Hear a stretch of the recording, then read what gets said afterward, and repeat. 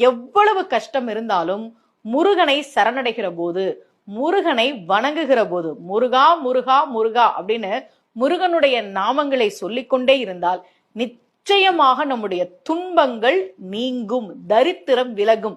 சிதம்பரம் சுவாமிகள் முருகப்பெருமானை வணங்கினால் என்னவெல்லாம் கிடைக்கும் அப்படின்னு ரொம்ப அழகா ஒரு பாட்டு பாடியிருக்கிறார். முருகா என உன்னை ஓதும் தவத்தினர்.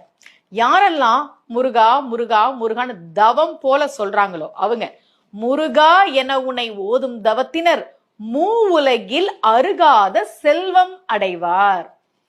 கண்டிப்பா முருகனை கும்பிடுறவங்களுடைய வறுமை நீங்கும், தரித்திரம் நீங்கும், செல்வம் கிடைக்கும், மூ உலகில் அருகாத செல்வம் அடைவார். வியாதி அடைந்து நையார், கண்டிப்பாக நோய் தீரும். என்கிட்ட ஜாதகம் பார்க்க வரும்போது எத்தனையோ பேர் சொல்லியிருக்கிறாங்க, உடம்புல இப்படி ஒரு வியாதி இருக்குமா, நாங்க கஷ்டம்